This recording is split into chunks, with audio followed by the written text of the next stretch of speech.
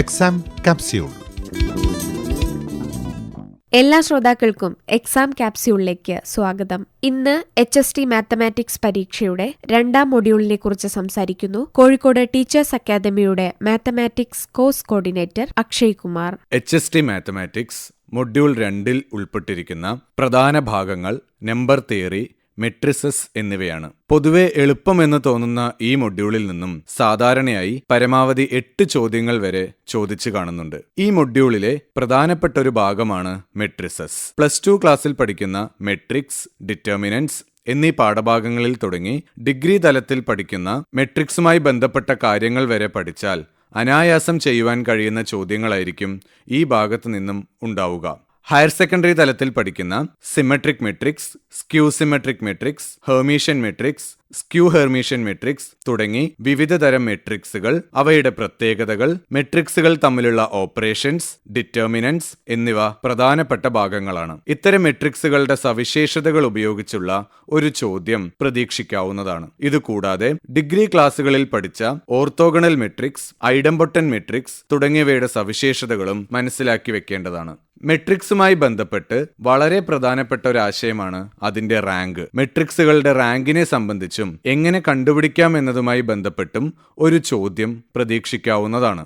Degree ക്ലാസ്സുകളിൽ പഠിച്ച system of equations, അവയുടെ സൊല്യൂഷൻസ് എന്നിവ പ്രധാനപ്പെട്ട ഒരു ഭാഗമാണ്. ഒരു സിസ്റ്റം ഓഫ് ഇക്വേഷൻസിന് സൊല്യൂഷൻസ് നിലനിൽക്കാനുള്ള നിബന്ധനകളുമായി ബന്ധപ്പെട്ട ചോദ്യങ്ങൾ കഴിഞ്ഞ വർഷ പരീക്ഷകളിൽ കണ്ടുവരുന്നുണ്ട്. മെട്രിക്സിന്റെ ഭാഗത്തു വരുന്ന മറ്റൊരു പ്രധാനപ്പെട്ട ഭാഗം ഐഗൺ വാല്യൂസ്, ഐഗൺ വെക്ടേഴ്സ് എന്നിവയാണ്. ഒരു മെട്രിക്സിന്റെ ഐഗൺ വിലകൾ കണ്ടുപിടിക്കുന്ന തരത്തിലുള്ള ചോദ്യങ്ങൾ ഉണ്ടാവാറുണ്ട്. കൂടാതെ ഒരു മെട്രിക്സിന്റെ ട്രേസ് എന്നത് അതിന്റെ ഐഗൺ വിലകളുടെ തുകയും മെട്രിക്സിന്റെ ഡിറ്റർമിനന്റ് ഐഗൺ വിലകളുടെ ഗുണനഫലവും ആണ് എന്ന ആശയം ഉപയോഗിക്കാവുന്ന തരത്തിലുള്ള പ്രശ്നങ്ങൾ സ്ഥിരമായി ചോദിച്ചു കാണുന്നു. ഒരു മെട്രിക്സിന്റെ ക്യാരക്ടറിസ്റ്റിക് ഇക്വേഷൻ കണ്ടുപിടിക്കുവാനും കെയ്ലി ഹാമിൽട്ടൺ തിയറം ഉപയോഗിച്ച് അതിന്റെ ഇൻവേഴ്സ് കണ്ടുപിടിക്കുന്ന തരത്തിലുള്ളതുമായ ചോദ്യങ്ങൾ പ്രതീക്ഷിക്കാവുന്നതാണ്. സാധാരണയായി പരമാവധി 5 or 6 ചോദ്യങ്ങൾ മെട്രിക്സിന്റെ ഭാഗത്തു നിന്നും ചോദിച്ചു കാണുന്നുണ്ട്. തിയറി ഓഫ് നമ്പേഴ്സ് ആണ് ഈ മൊഡ്യൂളിൽ ഉൾപ്പെട്ടിരിക്കുന്ന മറ്റൊരു ഭാഗം.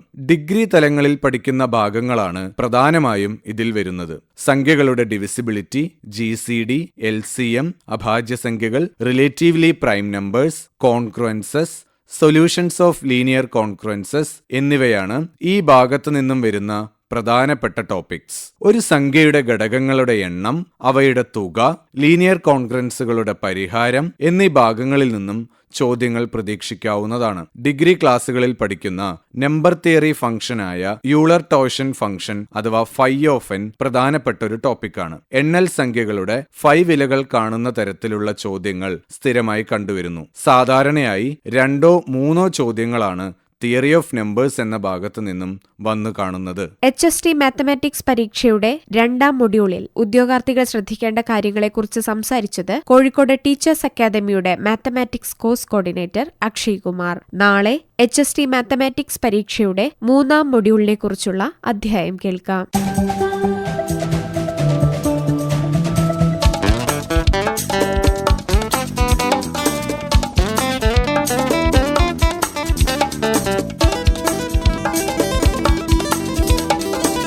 Exam capsule.